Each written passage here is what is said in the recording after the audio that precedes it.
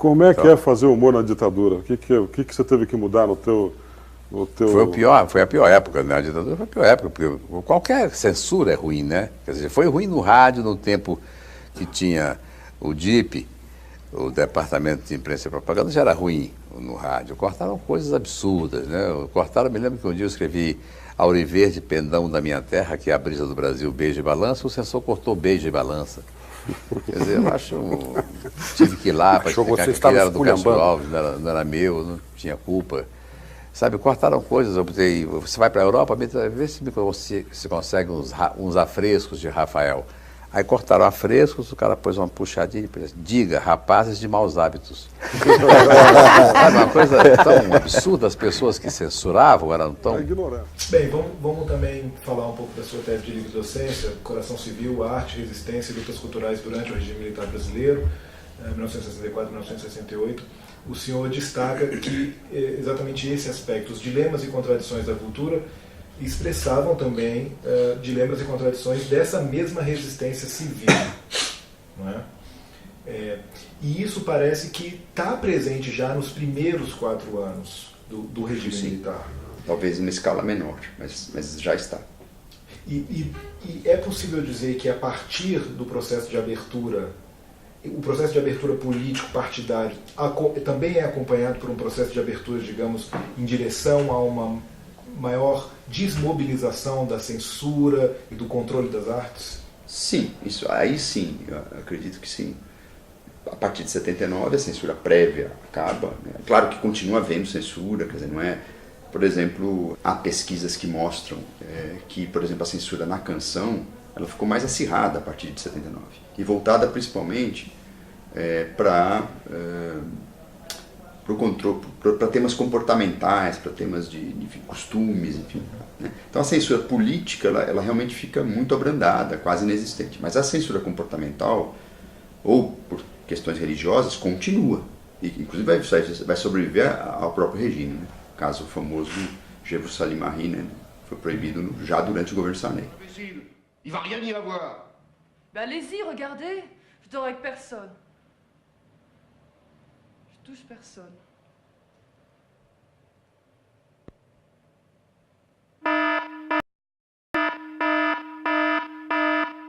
A abertura, do ponto de vista da cultura, ela quebra uma espécie de espaço comum de artistas intelectuais que foi construído durante o período mais repressivo.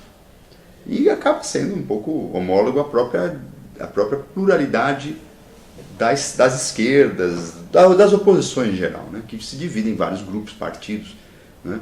Eu diria que há um frentismo cultural que é esboçado nos anos mais duros, 69, 79, mas que não resiste à abertura. Então esse é curioso. Quer dizer, há um frentismo político que se desenha também no final da guerrilha, há um frentismo cultural, capitaneado principalmente pelo discurso do Partido Comunista Brasileiro, junto com alguns liberais mais progressistas, enfim, luta contra a censura, luta por liberdade de expressão, há uma certa confluência em torno de artistas mais engajados, né, como se fosse unanimidade nacional, o próprio caso do Chico Buarque.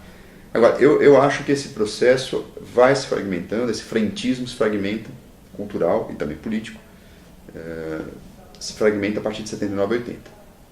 E essa fragmentação é acompanhada por lutas culturais muito intensas dentro da oposição. Só para citar um caso, para ficar um pouco mais claro, por exemplo, grande debate em torno do nacional popular, a partir de 80 e vai até 85, 86, né, com uma revisão muito dura de grupos ligados à chamada nova esquerda em relação ao trabalhismo, em relação ao comunismo, à tradição cultural comunista, é um exemplo dessa fragmentação e dessa tensão que se expressa na forma também de lutas culturais muito intensas. Né?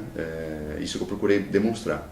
Mas já durante o período em princípio, o período mais duro da ditadura, o período mais violento, que em princípio os vários grupos de oposição política e cultural estavam juntos, já nesse momento há linhagens muito diferentes que pensam o papel da cultura em relação ao regime de maneira muito diferente. Eu procurei identificar pelo menos 4 grandes grupos, né, que às vezes se uniam, às vezes se desuniam, mas que a partir de 79 as tensões aumentam. No seu mais recente livro, 1964, História do Regime Militar Brasileiro, o senhor escreve um capítulo, inclusive, que chama O Mito da Dita Branda. Em alguma medida, a justificativa para essa noção está relacionada com o fato de que as manifestações culturais, que é um objeto muito importante na sua obra, nesse período marcaram o surgimento de uma indústria cultural. E como o senhor escreveu, como se a esquerda derrotada na política fosse vitoriosa no plano cultural. Como que a gente pode entender essa relação muitas vezes ambígua entre a explosão de uma indústria cultural no período, que parece ser majoritariamente vinculada à esquerda, e ao mesmo tempo a existência de uma ditadura no país?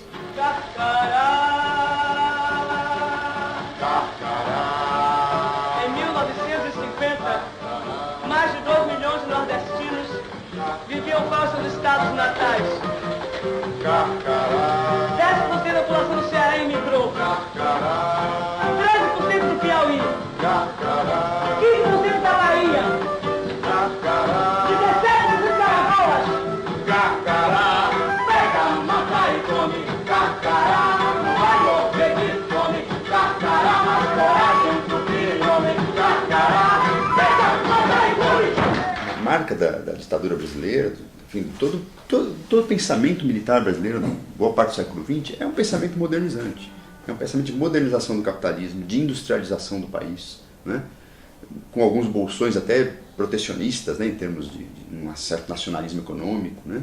Então é preciso entender um pouco as diretrizes internas do Exército Brasileiro, que se tornou o grande protagonista daquele momento, né? Em outros momentos também ele foi, mas em 64 ele estava no coração do Estado, né? Sem intermediários, vamos dizer assim.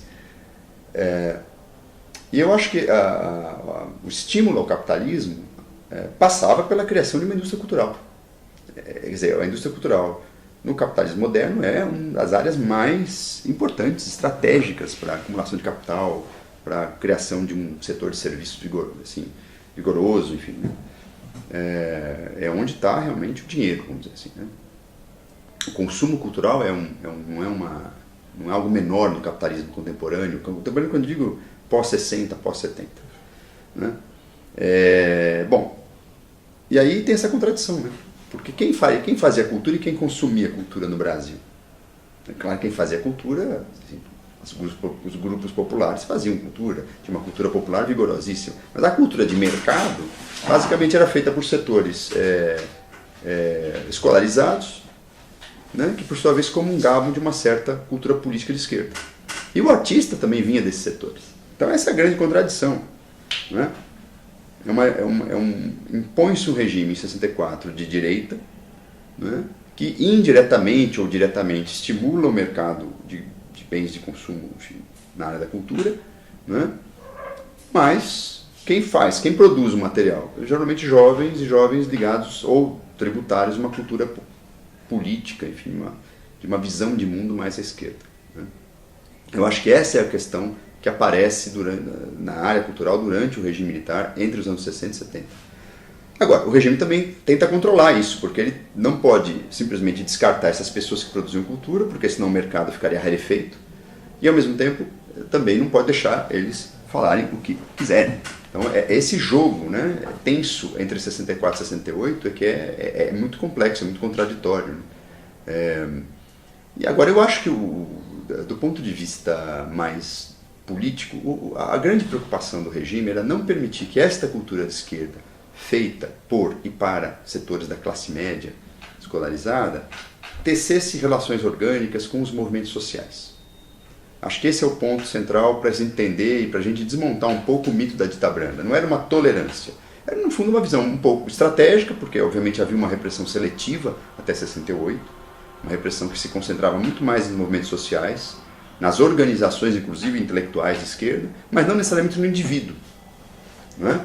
Então é preciso entender a natureza dessa repressão até 68. Claro que tinha censura, as obras de teatro eram censuradas, né? O cinema era censurado, quer dizer, a censura não começou em 68, como muita gente pensa, né? Mas havia uma relativa liberdade de expressão, sob a qual, enfim, dentro da qual se afirmou uma cultura vigorosíssima de esquerda. Agora, repito, por que isso aconteceu? Porque acho que os elos entre os artistas de esquerda, os intelectuais de esquerda e os movimentos sociais, as organizações políticas enfim, as classes populares que estavam mobilizadas foram cortadas em 64. Esse processo não precisou esperar o AI-5.